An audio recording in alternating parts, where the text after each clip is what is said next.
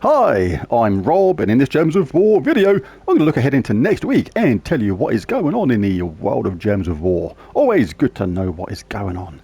Anyway, last chance to grab this Bone Hound from the Glory shop, even if you don't think you're going to use it. 300 glory is not a lot, and it adds another troop to your roster, which means it can advance your power level kingdoms in the long run.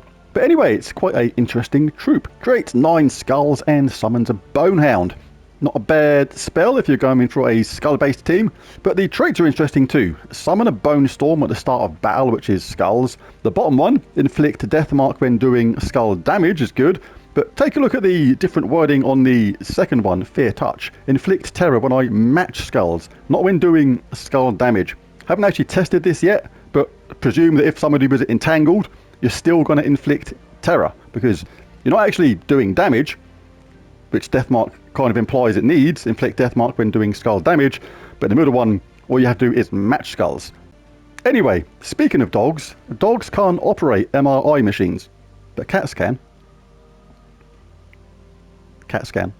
Cats can. Cats can. Do you see? Oh yes.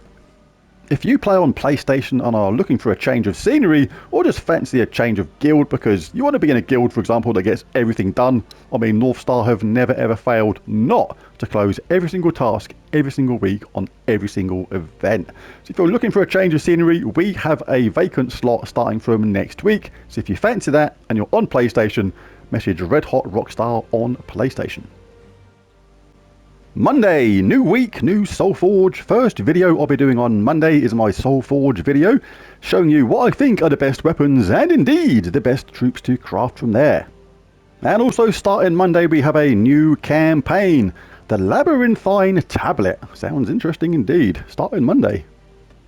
Monday also means a new Underspire, and I'll be showing you my Underspire team in a video, hopefully good enough to whiz through the Underspire quickly and easily. The main event starting Monday is Raid Boss, and after the Soulforge video I'll be uploading a Raid Boss video showing which team I'm using to hopefully make short work of the boss in this event.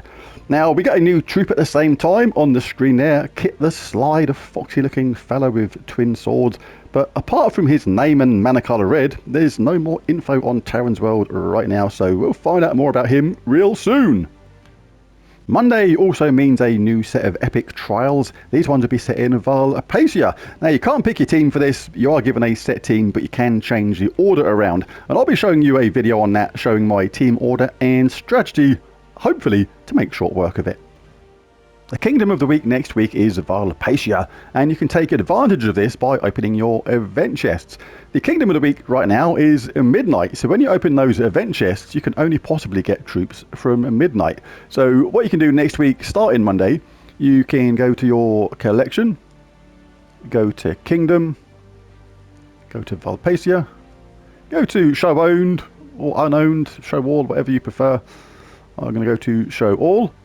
And basically anybody that's greyed out is a troop that you're missing. That one kind of doesn't count, you can't get that in cards. That's Stellarix, the new Uber Dragon. But any of these normal ones which are greyed out, it means you can get them by opening your event chests next week. So that's really useful, and if there's any really good troops, so you can change the base rarity to a mythic. You can get like troops like Phoenix, the mythic, really good. So if you're missing that troop, you can open your event chests next week and have a chance of getting some really nice troops if you're missing any of these, particularly the Foxfire King and Phoenix. They're both really good.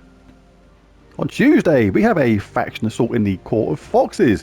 So not only a chance to open some more portals on this if you need some more troops and to get that Horde level up and get that Delver level to 500, but we also get a new troop at the same time, Shadow Fox. Quite an interesting spell this. Skulk. Choose one, convert all yellow gems to spirit gems, which is effectively converting yellow to blue with the effect of mana drain, or convert all yellow gems to skulls. I actually really like that option.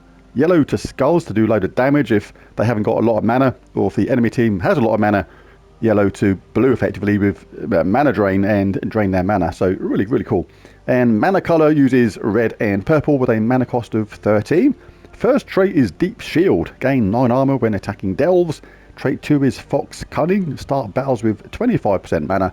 And trait 3 is Stealthy, cannot be targeted by spells unless there are no other targets.